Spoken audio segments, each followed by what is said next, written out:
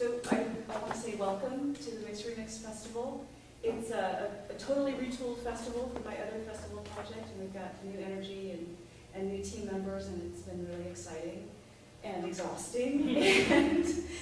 and I want to thank Cheerios, our silver sponsor. We're very excited about Cheerios. Yay! We're moderating Cheerios tonight as well at the live show. And so this panel is about how to make your dream a reality. Like Matthew's writing his Molly Skinny right now. I only write in Molly Skinny myself. And I remember having this yearning always to be a writer. Always I wanted to be a writer. From the time I was 7 years old, I wanted to be a writer. Because my mom at that time was the mid-1970s, and it was the first time that she could work outside of the home because all the kids were in school, and so she was trying out new things like ceramics and macrame and batik making. So yeah, that generation. And she also started writing, and she ended up writing an essay for American Dane magazine. My mother is Danish, from Denmark. And there's a word in Danish called hyggeligt. And people translate it as comfortable or cozy, but it's more like a state of being, a state of Danish being. And so she wrote an essay about this, and the essay was accepted by American Dane magazine.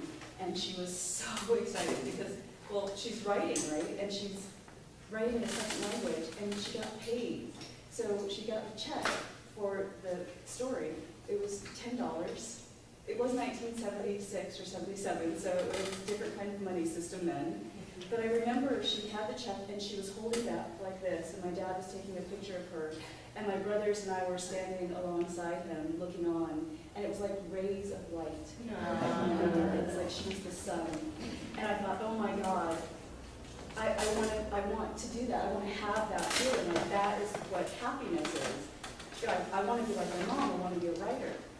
And then I had competing issues because my family broke up. My parents divorced. My mom ended up getting her first job at the age of 35, taking care of 3 kids, single mom. We were very poor. We were on welfare and food stamps. And I thought, well, I want to be a writer, but I don't want to be poor. so I sold out, and I ended up being a journalist and then a lawyer. And then finally, I thought, gosh, I need to face this dream. Like, I need to tackle this. I need to do it head on. And I quit my job. I don't recommend doing it that way, but I did quit my job. I was able to land not a better job, but a job that suited the writing style that I could do better. I ended up doing consulting for the NBA and NFL, and that was seasonal, so I could have these large chunks of time where I could just concentrate on the work. And then I became an overnight success over 12 years.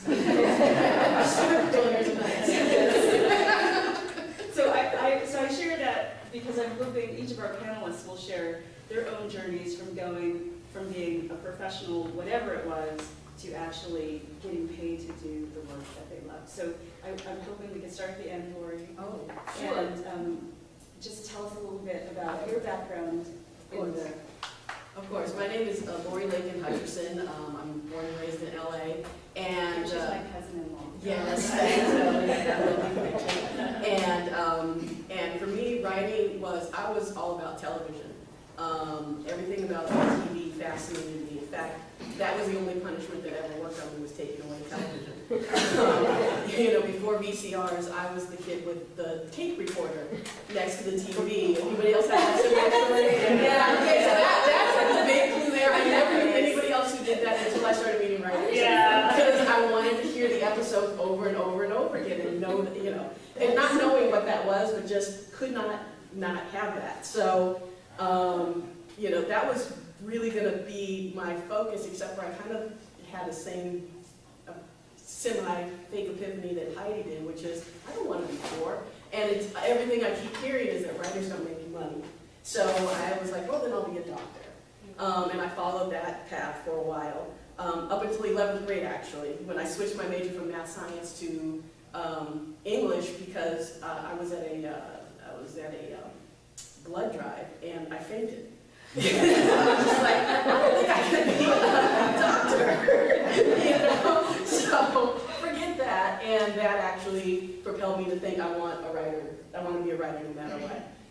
Anyway, cut to the chase, I actually ended up getting a job as an executive at 20th Century Fox in the feature development side, thinking it was going to be like film school and I was going to get paid for it. In the meantime, I just write on the side, not even realizing that that's not what that job is at all. I had a corporate job at 20th Century Fox and all that that entailed. But it was a fabulous experience for 6.5 years. And then finally, I was just like, look, either you've got to follow this dream of being a writer or be content with this different life. And I just couldn't be. I was like, basically, I never knew time could move so slowly.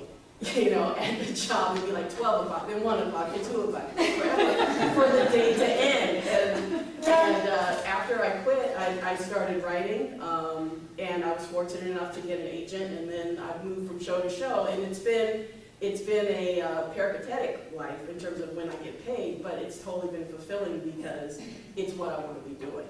So that's the short version of what I do, and I got married and I have small children, so my husband's a writer as well, so then that has kind of changed who can take jobs when and so on and so forth.